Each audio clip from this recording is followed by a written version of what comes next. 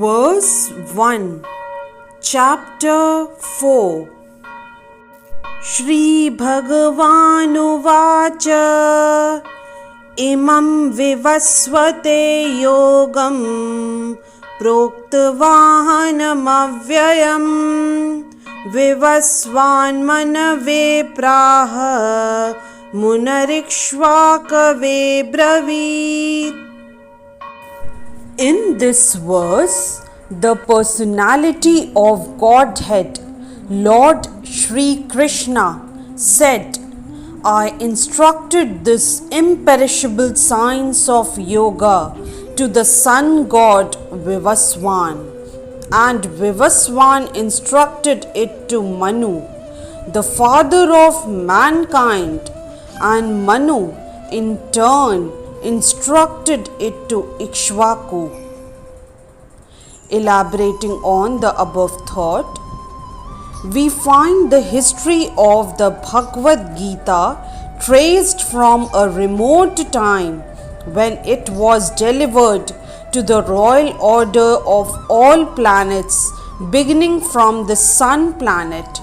The kings of all planets are especially meant for the protection of the inhabitants, and therefore the royal order should understand the science of Bhagavad Gita in order to be able to rule the citizens and protect them from material bondage to lust.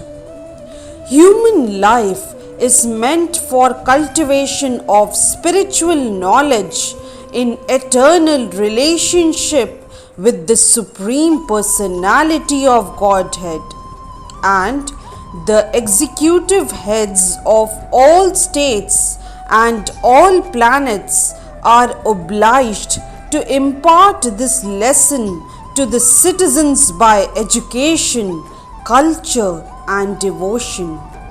In other words, the executive heads of all states are intended to spread the science of Krishna consciousness so that the people may take advantage of this great science and pursue a successful path utilizing the opportunity of the human form of life. In this millennium, the sun god is known as Vivasvan, the king of the sun, which is the origin of all planets within the solar system. In the Brahma Samhita, it is said, Yaccha Shuresha Savita Sakal Grihanam Raja समस्त सुर मूर्ति ऋषेश तेजाः यस्याज्ञया भ्रमते संभृत कालचक्रो गोविन्दम् आदिपुरुषं तमहं भजामि गोविन्दम् आदिपुरुषं तमहं भजामि. That is, let me worship. Lord Brahma said, the Supreme Personality of Godhead, Govinda, Krishna, who is the original person and under whose order the sun, which is the king of all planets, is assuming immense power and heat. The sun represents the eye of the Lord and traverses its orbit in obedience to his order. The sun is the king of the planets, and the sun god, at present of the name Vivasvan, rules the sun planet, which is controlling all other planets by supplying heat and light.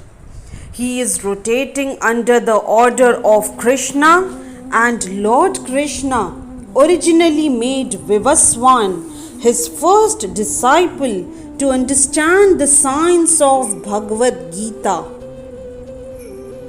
The Gita is not, therefore, a speculative treatise for the insignificant mundane scholar, but is a standard book of knowledge coming down from time immemorial. In the Mahabharata, we can trace out the history of the Gita as follows. त्रेतायुगादौ च ततो विवस्वानमनवे ददौ मनुष्यलोकवृद्ध्यर्थं सुताक्ष्येक्ष्वाक्वे ददौ ईक्ष्वाकुणा च कथितो व्याप्य लोकानवस्थितः ईक्ष्वाकुणा च कथितो व्याप्य लोकानवस्थितः. That is, in the beginning of the millennium known as Treta Yuga, this science of the relationship with the Supreme was delivered by Vivaswan to Manu. Manu, being the father of mankind, gave it to his son Maharaj Ikshvaku, the king of this earth planet and forefather of the Raghu dynasty, in which Lord Ramchandra appeared. Therefore, Bhagavad Gita existed in human society from the time of Maharaj Ikshvaku. Before the birth of Manu, the Gita was spoken by the Lord to his disciple, the sun god Vivaswan. A rough estimate is that the Gita was spoken for about 12 crore 400,000 years ago, and in human society it has been extant for 2 million years. It was re-spoken by the Lord again to Arjun about 5,000 years ago. That is the rough estimate of the history of the Gita according to the Gita itself and according to the version of the speaker, Lord Shri Krishna. It was spoken to the sun god Vivaswan because he is also a Kshatriya and is the father of all Kshatriyas who are descendants of the sun god or the Surya Vansh Kshatriyas. Because Bhagavad Gita is as good as the Vedas, being spoken by the Supreme Personality of Godhead. This knowledge is apaurushaya, superhuman. Since the Vedic instructions are accepted as they are without human interpretation, the Gita must therefore be accepted without mundane interpretation. Bhagavad Gita has to be accepted as it is from the disciplic succession, and it is described herein that the Lord spoke to the sun god, the sun god spoke to his son Manu, and Manu spoke to his son Ikshvaku.